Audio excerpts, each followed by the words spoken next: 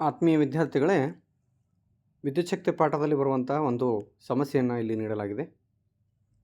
ಸಮಸ್ಯೆ 4 ohm, 8 ohm ಮತ್ತು 12 ohm ಮತ್ತು 24 ಓಮ್ ರೋಧಗಳನ್ನು ಹೊಂದಿರತಕ್ಕಂತಹ 4 ರೋಧಕಗಳನ್ನು ಯಾವ ರೀತಿ ಸಂಯೋಜಿಸುವುದರಿಂದ ಅತಿ ಹೆಚ್ಚಿನ ಮತ್ತು ಅತಿ ಕಡಿಮೆ ಎರಡೂ ರೋಧಗಳನ್ನು ನಾವು ಪಡಿಬಹುದು ಅನ್ನುವಂತಹ ಪ್ರಶ್ನೆ.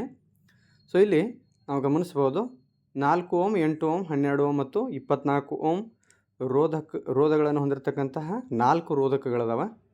ಇವುಗಳನ್ನು ನಾವು ಸರಣಿಯಲ್ಲಿ ಸಂಪರ್ಕಿಸುವುದರಿಂದ ಏನು ಉತ್ತರ ಬರ್ತದೆ ಅಂತ ನೋಡೋಣ. 4 ಓಮ್,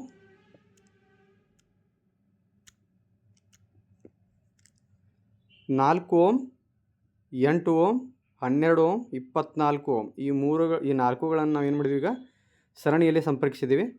ಯಾವಾಗ ರೋಧಕಗಳನ್ನು ನಾವು ಸರಣಿಯಲ್ಲಿ ಸಂಪರ್ಕಿಸ್ತೀವಿ ಆವಾಗ ಆ ಸಂಯೋಜನೆ ಅವುಗಳನ್ನು ಒಟ್ಟುಗೂಡಿಸಿದಾಗ ಏನು ರೋಧ ಬರ್ತದೆ ಅದು ಮಂಡಲದ ಒಟ್ಟು ರೋಧ ಆಗಿರ್ತದೆ. ಆದ್ದರಿಂದ RS = 4 + 8 + 12 + 24. ಈ 4 ರೋಧಗಳನ್ನು ಕೂಡಿಸಿದಾಗ ನಮಗೆ ಒಟ್ಟು ರೋಧ ಬರ್ತದೆ 48 ಓಮ್. ಅಂದರೆ ಈ ರೀತಿ ಸರಣಿಯೊಳಗೆ ಜೋಡಿಸೋದ್ರಿಂದ ನಮಗೆ ಅತಿ ಹೆಚ್ಚಿನ ರೋಧವನ್ನು ನಾವು ಪಡಿಬಹುದು. ಅದೇ ರೀತಿಯಾಗಿ ಇದೇ ರೋಧಗಳನ್ನು ನಾವು ಸಮಾಂತರದಲ್ಲಿ ಸಂಪರ್ಕಿಸಿದಾಗ ಇಲ್ಲಿ ಸಂಪರ್ಕಿಸಿದ್ದೀವಿ ನೋಡಿರಿ. 4 ಓಮ್, 8 ಓಮ್, 12 ಓಮ್ ಮತ್ತು 24 ಓಮ್. ಈ 4 ರೋಧಕಗಳನ್ನು ನಾವು ಸಮಾಂತರದಲ್ಲಿ ಸಂಪರ್ಕಿಸಿದ್ದೀವಿ. ಸಮಾಂತರದಲ್ಲಿ ಸಂಪರ್ಕಿಸಿದಾಗ ಆ ಮಂಡಲದ ಒಟ್ಟು ರೋಧವನ್ನು ಪತ್ತೆ ಹಚ್ಚಬೇಕಾದ್ರೆ ಯಾವಾಗ ಇದು ಸಮಾಂತರದಲ್ಲಿ ಸಂಪರ್ಕಿಸಿದಾಗ ಒಟ್ಟು ರೋಧವನ್ನು ನಾವು 1/Rp ಸೂತ್ರದಿಂದ ಅದನ್ನು ಕಂಡುಹಿಡಿಬೋದು. 1/Rp = 1/R1 + 1/R2 + 1/R3 + 1/R4 ಆಗ್ತದೆ. ಅವುಗಳನ್ನು ನಾವು ಏನು ಮಾಡ್ಬೋದು, ಅವುಗಳ ಬೆಲೆಗಳನ್ನು ಇಲ್ಲಿ ನಮೂದಿಸಿದ್ದೀನಿ ನಾನು.